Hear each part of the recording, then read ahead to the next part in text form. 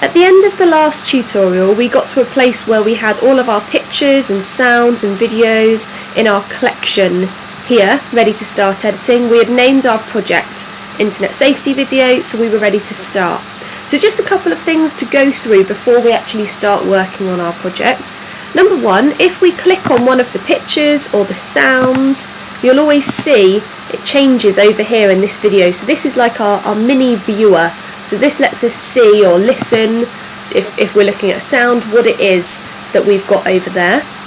Down here you have your timeline.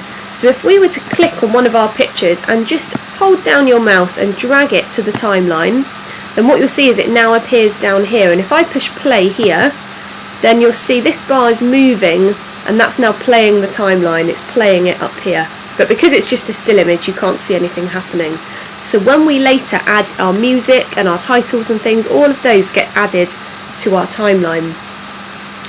So over on the left hand side, we have video effects and video transitions. These are two things that you're going to use a lot of in this film.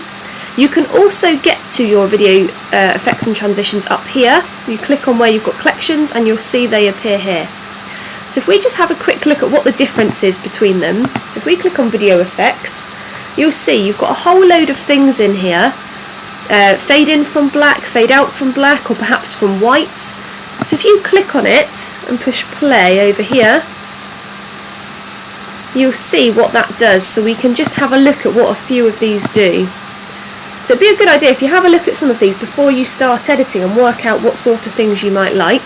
But if I give you some tips, so fading in and out from a black or a white is quite a nice way to begin or end a film. A blur is a really nice thing to add to a clip to make it seem quite dreamlike. You might add something like an old film effect to make it look quite old and grainy.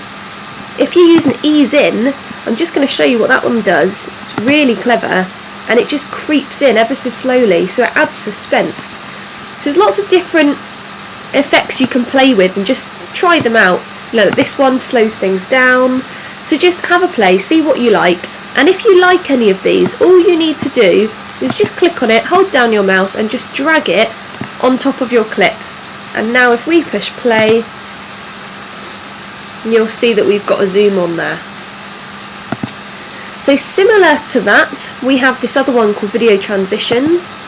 And what a transition is it's a transition from one bit of film to the next bit of film. So if we just go back up here, I'm just going to put my other clips into my film so that we can see how we're going to do this. I'm just dragging them and letting go of them down here. So I might say, if I watch this back now, I've got a picture of a laptop and then suddenly I've got the picture of a boy, and it cuts and it doesn't feel very nice. So if you click on transitions, you've got lots of different things here that you could have. So you might have a bar, if you play, see what they look like over here, and it's just the way it gets from one clip to the next. So there's loads and loads of different things you can play around with. So again, just have a look and see. For our film, I'm going to use this fade because I think it's really quick and simple, and it's not very, it's not messy, it's just easy. So I'm going to hold that one down, drag it down. You'll see I get this little line. When I let go, I then get this little square, and that's my fade. So I'm just going to put a fade on each of my clips there. So we can see now, if we play this back from one to the next, you'll see it just fades from the girl to the laptop. So it's just a bit nicer, okay?